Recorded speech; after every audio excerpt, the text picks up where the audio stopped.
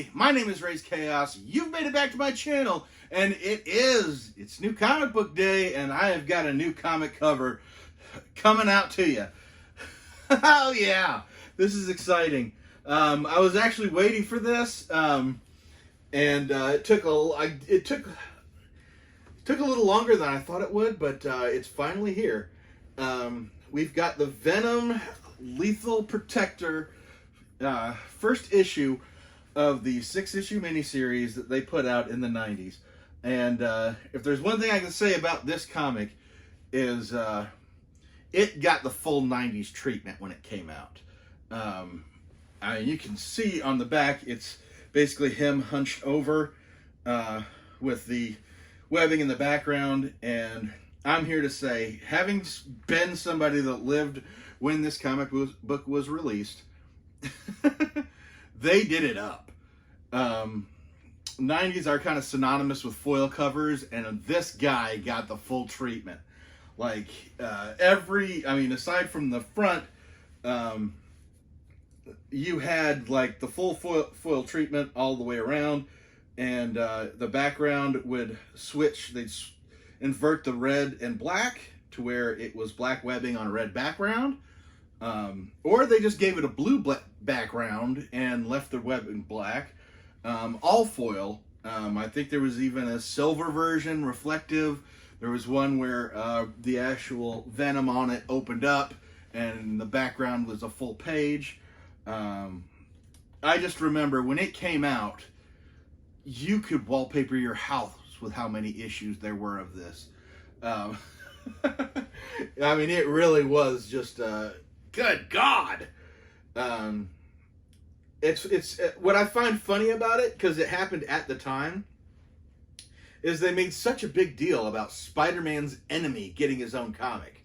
And they tend to do that. They get excited when they put out a supervillain as the lead in a comic book, and they always kind of act like it's the first time it's ever happened. And obviously, if I'm saying they always act like that, that means it's happened more than once.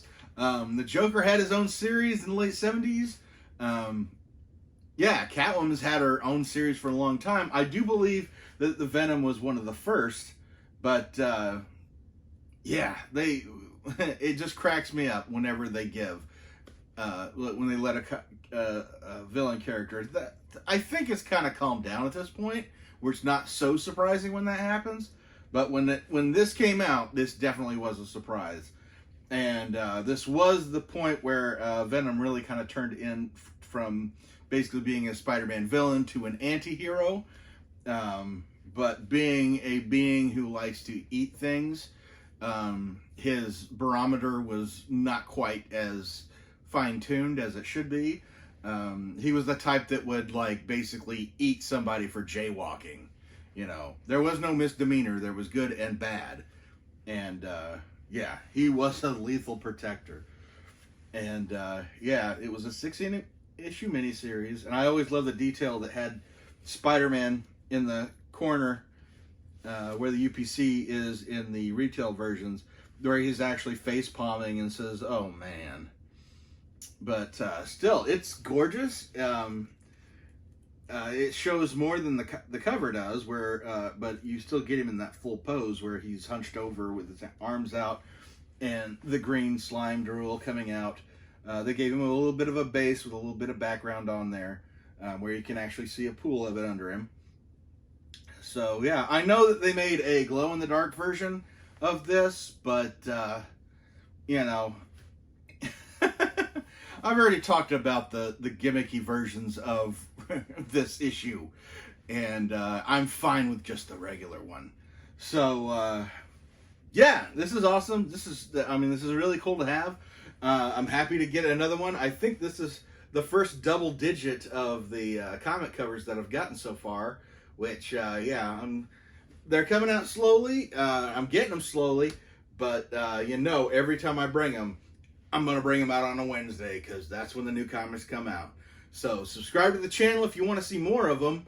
And never forget that life is full of odd moments, and you never know when you're going to be defined.